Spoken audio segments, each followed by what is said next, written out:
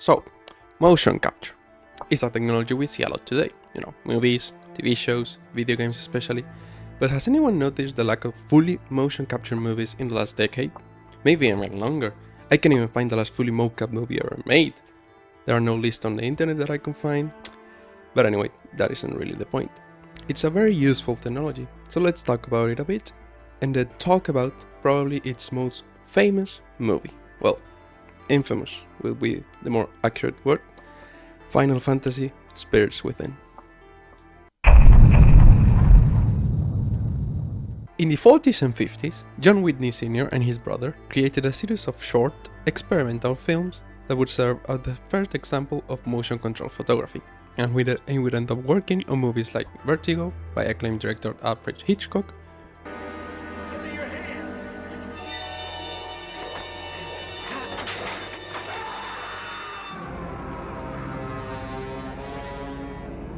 and later in 2001, A Space Odyssey by Stanley Kubrick. Do you read me, Hal? Affirmative, Dave. I read you. Open the pod bay doors, Hal.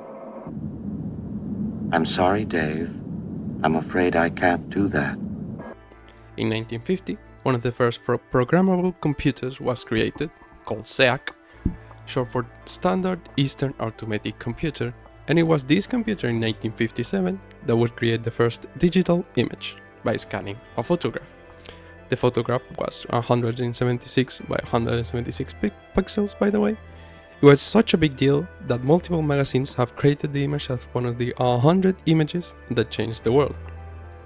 In 1960, a video of a car traveling a blind highway was created in Sweden by the BESC, Sweden's first electronic computer, and would be classified as the first computer-drawn film.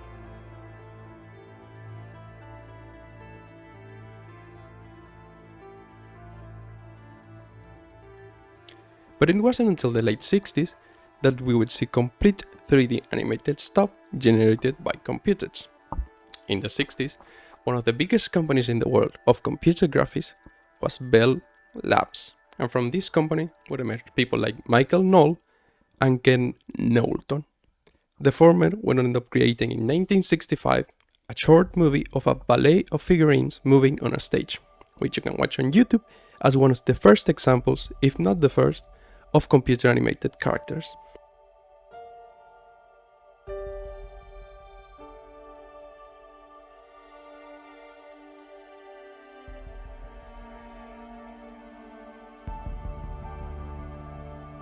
Continuing in the 60s, William Fetcher coined the term computer graphics to what he was creating while working on Boeing, and during this time he created the first wireframe figure of the human body that would be usable in multiple environments.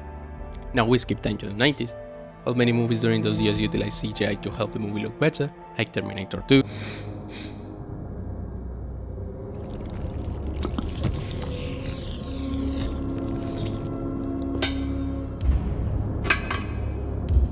Batman Returns,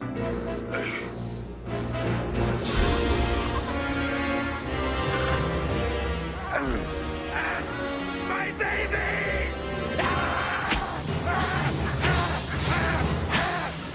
Jurassic Park,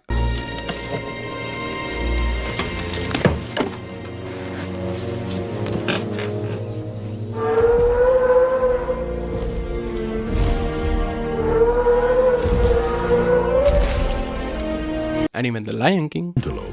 But Dad, don't we eat the antelope? Yes, Simba, but let me explain. When we die, our bodies become the grass, and the antelope eat the grass. And so, we are all connected in the great circle of life. it wouldn't be until 1995 that Disney would publish the first entire 3D animated movie, that being obviously Toy Story. It was a huge commercial success and would set the stage for multiple fully 3D projects that would come, whether it be video games, movies, TV shows, and would encourage people to create fully 3D projects like the twin films Ants and A Bug's Life, mostly because Disney and DreamWorks stole ideas from each other. So, directors, animators, and producers started to think, hey, isn't animating movement a pain? What if we found a way to create movement with humans and then translate that into 3D? Now this idea wasn't new, it just wasn't fully developed, as the need for a fully 3D animated human didn't arise until the mid-90s, so let's go back to its origins in the 50s. This is Lee Harrison III. He was attributed with creating the first mocap suit. Potentiometers attached to the bodysuit picked up any movement and translated them into rough animation on a monitor. But as I said, it took nearly 4 decades for them to become a very important part of entertainment, and it wasn't until movies like Lord of the Rings with Gollum, or the Star Wars prequels with Jar Jar Binks, that they became an important topic. So, with all of this in hand, producers started making fully mocap movies, and in the early 2000s the first fully motion capture movie released. That being Sinbad, Beyond the Veil of Mist. Yeah, it wasn't Spirits Within. Instead, it was this Indian-American movie that had a very limited release. Like, look at it. That's certainly animation. But it only used 2 people, so let's cut it some slack. So technically, Spirits Within is the first one with a wider release. The year is 1997, and Square would publish one of the most famous video games of all time, Final Fantasy VII. With its groundbreaking graphics, its compelling story and characters and gameplay, it went on to become a massive success, and would catapult a lesser-known franchise in the West into one of the biggest JRPG franchises of all time. The basic idea behind the story of this game came from the creator of the franchise, Hironobu Sakaguchi, after the death of his mother, which left him speculating what happened after death, and he came up with the concept of the Lifestream, a river-like entity that accumulates the souls of every living being that passes on. But this was not the only time that Sakaguchi utilized this idea. While Final Fantasy VII was released, Sakaguchi started working on a new project, a film.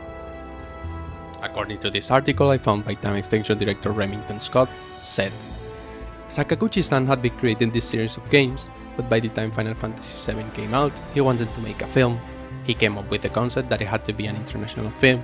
It couldn't just be a Japanese animated movie. He wanted to make something that was more international, and he knew he needed to acquire a team globally. Square didn't think they could do it in Japan, and they were concerned about doing it in Los Angeles because they thought they might lose control, so they chose Hawaii.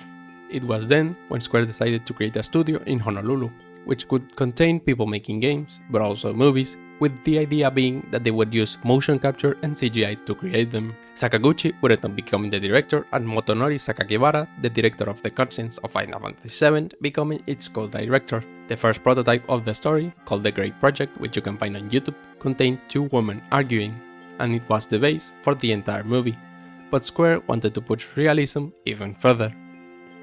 It was at this time that they decided to call Scott, which had been working on Acclaim as an interactive director, Acclaim being one of the first companies to invest heavily on motion capture. Once Scott had moved to Honolulu to work on the film, according to him, Square's mocap team was not yet solving 3D skeletons using the mocap reference captured during their shoots, but instead was using point clouds and handing them over a team of animators to keyframe the puppet in Maya. As it sounds, this obviously would be immensely costly, it would be extremely time-consuming and would probably lead to delays down the line. According to Scott, there was a test where 3 characters were walking and the spirits were moving around them, and then a minute or 2 later one of the characters gets killed. It took someone about a month and a half to animate that, and so we took the motion capture data, applied it our way, and we put it out, and we had it in like a couple of hours. So there was just this pipeline that started to get created. Sakaguchi-san really got a sense of that, so what he said was, "You direct it," and he gave me the role to direct the motion capture. The filming of the movie was weird for its time, and even today, as the scenes were shot in sequence, which is not common considering actors have different schedules. "We'd have these elaborate sets built," says Scott. "There were things that they were climbing on and interacting with, and all these pieces needed to be accurate to the actual digital version that they were interacting with in the virtual world because there were issues of scale. If the actor was not the same size as the digital replica, then where they move and how they move is different. So there were a lot of technical challenges to overcome, but it was really about figuring out how to make a computer-generated virtual movie. How to do this with motion capture and performers. And there was no template. No one had done this before. The development of the movie lasted 4 years, and a lot of the decisions made by Square and the cost of creating a new filmmaking style would skyrocket the price of the movie from 26 million to almost double at 137 million. An Animation World Network article from 2001 estimated that it took a total of 120 years of combined effort to animate this film, and the end product had 1,327 shots and 141,964 frames, each of which took an average of 90 minutes to render, though it will vary between 15 minutes and 7 hours. So, with all of this effort put into this movie, the success that were Final Fantasy VII and Final Fantasy IX, surely this movie would do well in the box office, right? Well, it bombed, and it bombed hard. Square Pictures had put high hopes into the movie, but it made less than 12 million its opening weekend, far below what was expected.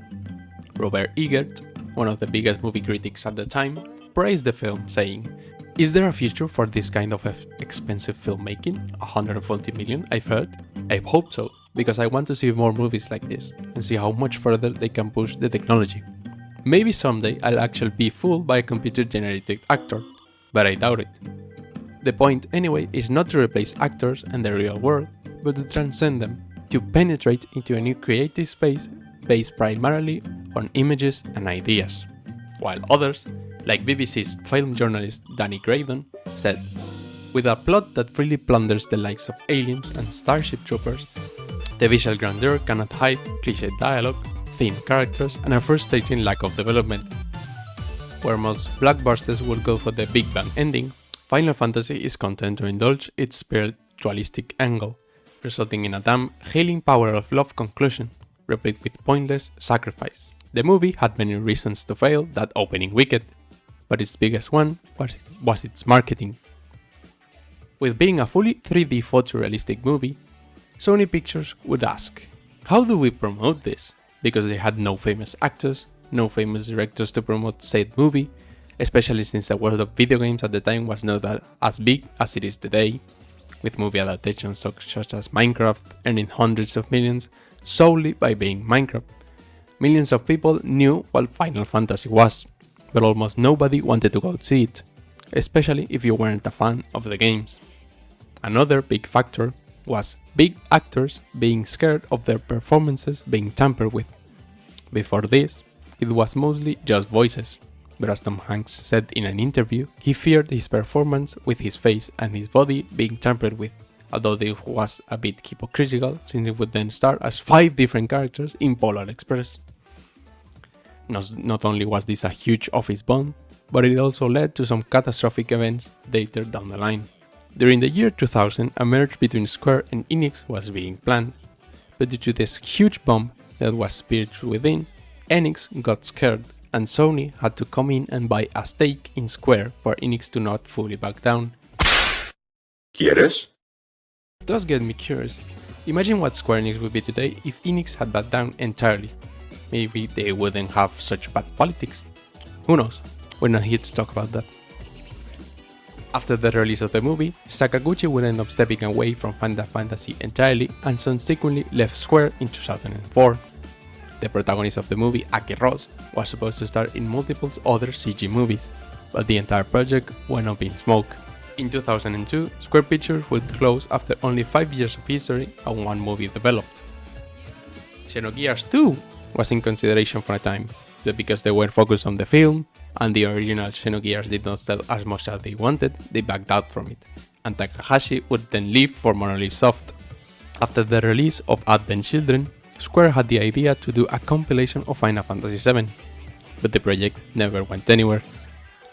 An anime called Final Fantasy Unlimited, known for not making any sense, was revealed to have been cut from 52 episodes to 26, and a lot of supplemental material was released only in Japan, which helped develop the plot of the series, and the fact that not a lot of fully mocha movies have been released since.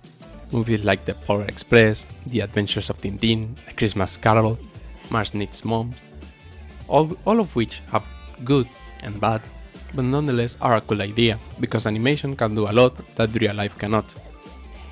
Although a lot of these movies do go to that uncanny valley feeling, so maybe that's another reason why we don't see too many today, if any. Mocap would end up becoming a huge deal in the world of animation, with even earlier examples that Spirits Within, as I said before, Gollum in The Lord of the Rings, Jar Jar Binks in the prequels, and even today with characters like Groot and Rocket in the Guardians of the Galaxy movies, and the biggest movie of all time, Avatar, and its sequel Avatar: The Way of Water.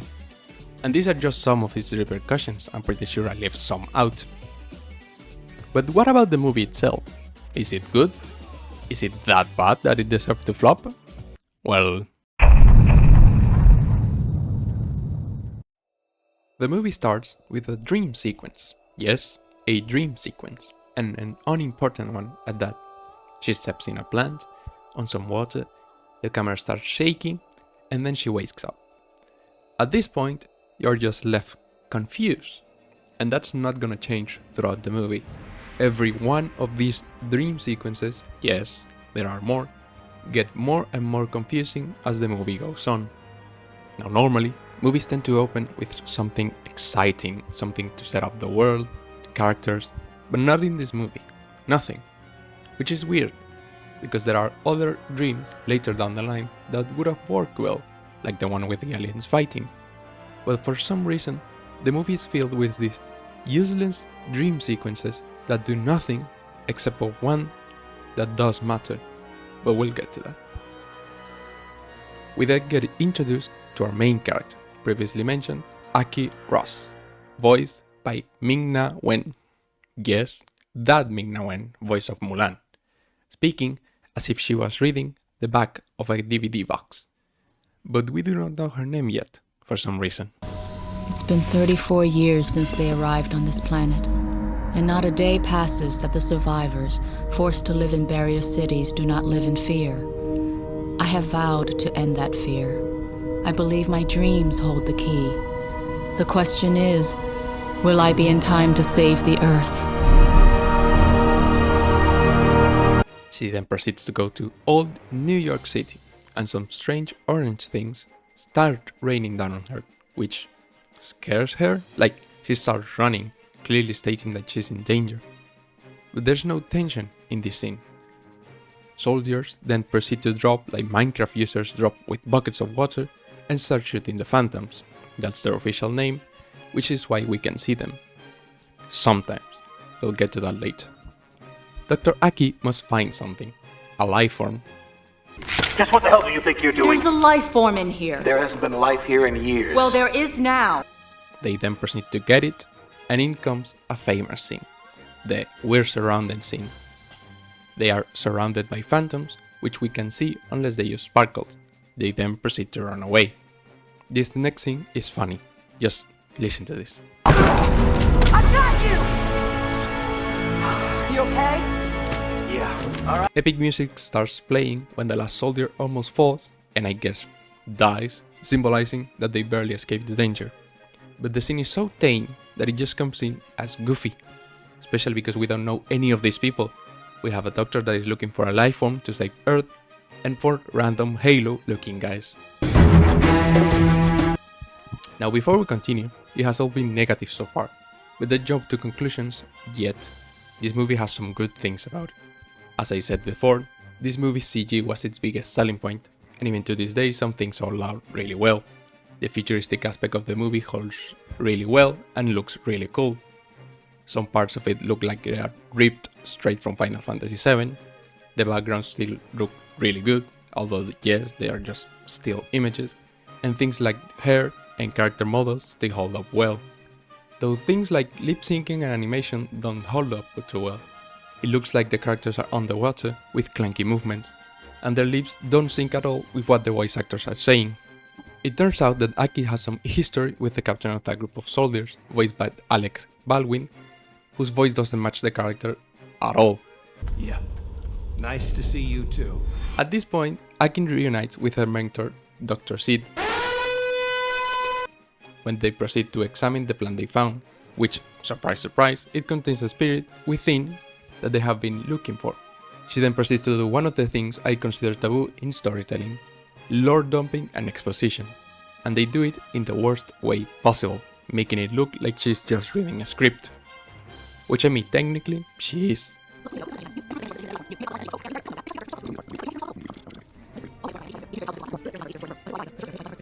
The objective of the protagonist is to accumulate enough energy to counter the energy of the phantoms and save Gaia, the protecting spirit of the Earth. She needs to find a total of 8, but before that it's time for another dream sequence. And this one shows Alien fighting. Ooh, exciting! And then proceeds to zoom into her forehead, but the last 2 frames jump into her eye for some reason, like why not zoom into her eye in the first place? We then proceed to a council of important people, trying to come up with solutions to the phantoms, and then James Woods starts speaking. Could you please explain why? Zeus was completed a month ago. And yes, before you even ask, he's evil. General Hein, as his character is called, wants to shoot a meteorite, the one where all the phantoms came from, with a space cannon called the Zeus cannon and kill all the phantoms. But Dr. Sid says no, because that will injure Gaia. It means there's a very good chance the beam from the Zeus cannon will burn the phantoms in the meteor. Exactly. Thank you. Now, however, it also means that the beam energy may be too strong, injuring the Earth. Anaki reveals she has a phantom inside her, which I don't really know why, like it doesn't really prove anything besides that the fact that she's a ticking bomb. She then goes back to her research and reveals that we're on the search for the 7th spirit, which means this one will take 3 discs. Gray, the character voiced by Alec Baldwin, joins her and they proceed to fight over nothing, because they both end up apologizing in the end and they almost bang, but they are caught short by the camera and the stage shaking. And this scene shows one of the biggest problems of the movie. The voice acting is atrocious. They feel like they are reading in class or something and nobody gives a fuck about anything, and the worst one being Ming-Na herself. Combine that with the expressionless face and you get a blend of terrible voice acting and terrible faces that make every scene have 0 impact. Hell, even the comedic relief characters and the jokes never land because of such bad delivery. The only exceptions are Dr. Sid, voiced by Donald Sutherland, and James Woods, mostly because he probably resonates with the character. And it's not only the acting that's bad, but the dialogue itself is extremely boring and bland, so it makes the perfect horrible smoothie. Anyway, we get another dream sequence, and more scenes that only make for a good trailer and don't have really anything to do with the movie. They go to Tucson to find the 7th spirit, and for some reason there's one guy with a knife. What are you going to do with that? Stab a phantom? Also, their designs switched. Now that we know how they look, they can wear open helmets. So now they look like Shepard with a one customization option. They found the 7th spirit in a body. Convenient. And they are suddenly surrounded by phantoms, which proceed to attack a soldier and eat his spirit? Here's another problem with the movie. Earlier on it was established that phantoms can go through walls. Yet when they are shot, they fall to the ground like normal bodies. So are they ethereal or are they corporeal? Not only that, why do some phantoms rip out the spirits to eat them? Because it's shown that getting touched by one instantly kills you. Why do we sometimes see them, like in this part, yet in other parts we can only see them with sparks and the like? What are the characters shooting? We can only assume it's energy bullets because of the sound the guns make. But will physical ones work? We don't know, but in a later scene, Aki gets shot by a bullet that uses the same energy-like sound, and she has an actual bullet stuck in her chest plate. So which one is it, movie? Anyway, she then has another dream sequence, which does have more importance to the plot. Oh, not the dream itself, only the aftermath. The phantom is consuming her, so she wakes up with a jolt. A soldier shoots her, and he gets instantly vaporized by the phantom. She is dying, and the only way to save her is by giving her the energy of the 7th spirit they just found, and to do that Dr. Sid needs someone, a sympathetic spirit as the movie calls it, keeping her grounded. We then proceed to another dream, but Gray is in there now, and it tells us that the phantoms were fighting because reasons their planet blew up and a chunk of it crashed on Earth.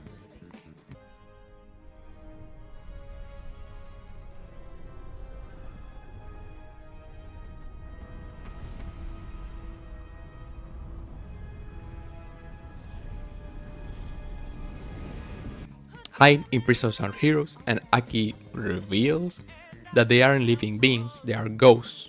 Which, how did no one get to that conclusion before that? Like, they go through walls, through people, you can even see them. How did nobody realize this? General Hein proceeds to lower the barrier of the city, which makes phantoms go through the pipes, which makes him say this. No living thing could survive in those pipes. Well, we've got a big one heading this way. Metaclass, sir. Yeah, no shit, Sherlock. They aren't alive. Of course they will survive in there. You guys call them phantoms for a reason. What did you expect? The entire city is dying, which begs the question of why are the phantoms aggressive? Why are they evil? They're ghosts from another planet. Why do they need spirits from humans? It's not like they need it for eating, because they touch people and immediately die. But other times they struggle to get the spirit of someone. Anyway, look at this crashing ship that hits no one. And hey, a Chocobo reference. The heroes then proceed to escape, but then... Ouch! No! Not... Sergeant Ryan, voiced by Bing Rames. Don't die, please! They then proceed to get the ship ready to leave, but not long after, phantoms surround them, and then... No! Neil, voiced by Steve Buscemi, and Jane, voiced by Perry Gilpin. Every one of these deaths is so inconsequential and nothing burger. We don't know these people. I even struggle to remember their names. The Phantom literally gets the ship, it's literally touching it, as we can see here, but for some reason that's not enough. So he then gets distracted by token black guy whose name I forgot again, who is barely alive with a cannon. Which makes me ask, why didn't he help the other two? What an asshole. Anyway, the only three important heroes manage to escape, and we are now in the final third of the movie, which... My god, this is boring. How can you make a movie with aliens and ghosts this boring to watch? I'm falling asleep here. Wait, never mind, our two protagonists banged, I'm awake now.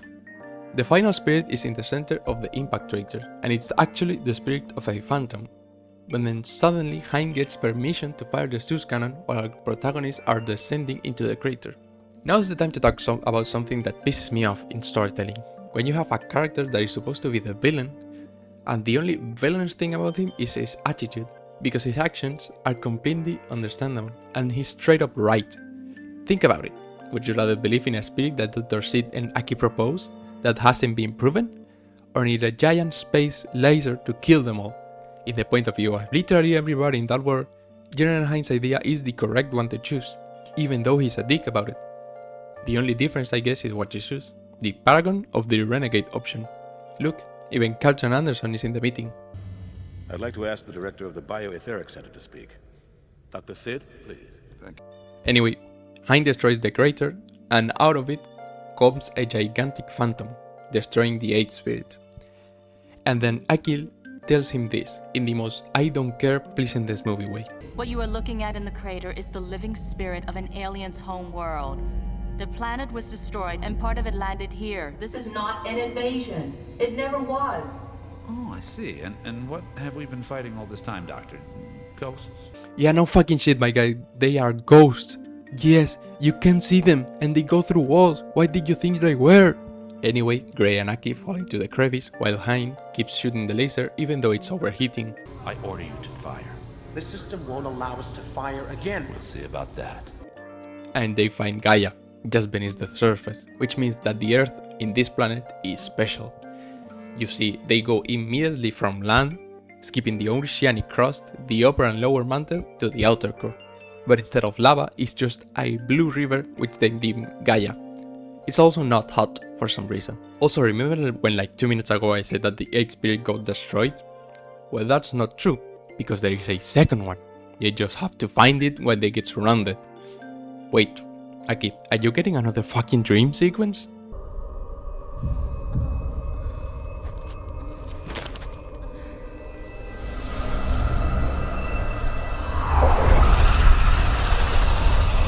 The phantom inside her kills her, but then her womb kills it?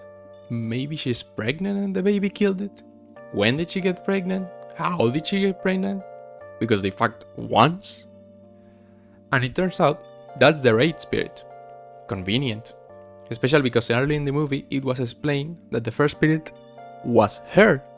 So she's doubling down in her Deus Ex Machina. Anyway, Hein dies. Yeah, the laser overheats and explodes. What an ending, let me tell you. The explosion from the laser blast injured Gray, who asks for Aki's help one last time. And then something happens. Her powers go to him. I use the word powers loosely because I don't really have a different way of describing it. He then proceeds to touch the phantom and it just turns blue?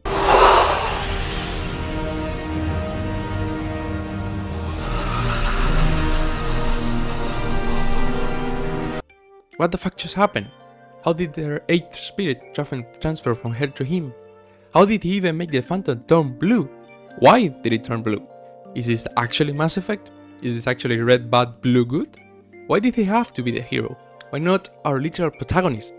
Are we supposed to feel bad for him? I don't care about him at all. I'm asking too many questions. Aki then sees a bird and the movie ends. This movie does the worst thing you can make when you create a story, and that's to make it boring. The story is inconsistent and stupid. The voice acting is atrocious. The animation goes from decent to horrendously bad. The pacing is horrible. It's just a very forgettable movie. That's why when it comes to bad game adaptations, this one is never mentioned. Mostly because nobody remembers it even exists in the first place. But the worst part is, it's not even a Final Fantasy movie. Movies like the Hitman movies or Minecraft, hell, even the Doom movies, they at least had some elements of the franchise they were adapting. This one doesn't have anything to do with any Final Fantasy, and it doesn't even have a simile to any of the previous 9 games. Yes, as I said before, the idea behind the story was similar to that one of Final Fantasy VII, but it underwent so many script changes that we're left with a boring mess that doesn't even utilize the name Final Fantasy correctly. Little details will have helped the movie. Why is the Zeus canon named that? Why not call it the Ramuh canon? One of those is actually in Final Fantasy and it's one of its most famous summons. Also, where's the swords? Where's the magic? There's no iconic music, no iconic characters, no iconic final boss fight. There's not even a fight at all. It's also not Final Fantasy that if you removed it from the title, literally nothing would change. It begs the question, was the original script so different that it was good? Was the creator's vision destroyed in the process? Maybe, but in my opinion, this was a flawed idea from the start. As I said previously, this movie ended up costing so much money that it became one of the biggest flops in movie history. According to Wikipedia, it is still number 21 after 24 years, losing approximately $167 million worldwide. Square and Enix would merge, not before Sony bought stakes in Square, and they would become what we know as Square Enix. Since then, most people, myself included, have seen what was one of the most beloved franchises in JRPG history have less and less JRPG elements as the years went by. Look at Final Fantasy XVI. It's a masterpiece of a game, but that's not Final Fantasy. And in between that, we got Final Fantasy XIII. 3 fucking times. We almost see no fully mocap movies nowadays. Multiple projects were cancelled, multiple people lost their jobs, others left their jobs, Ouch himself, and hasn't done anything as relevant since. This movie was one of the biggest impacts in the video game industry and set the path for future companies to not commit the same mistakes as they did. But they didn't listen, and instead we got multiple video games adaptations, some of them becoming huge successes, like this Minecraft movie, sadly. And the video game industry is in the worst state it has possibly ever been, with stop killing games being so prevalent that even the European Parliament is in support. More and more games being cash grabs with political ideology behind that serve no real purpose and only make the games more unbearable.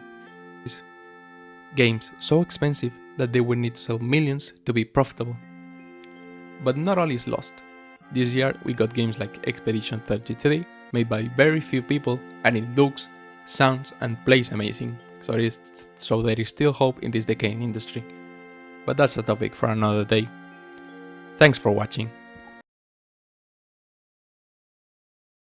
This was the first video in my channel, and I'm sure I made multiple mistakes throughout, whether it is information I got wrong or my English not being completely adequate. If you have any suggestions for the future, I would be more than happy to read your ideas below.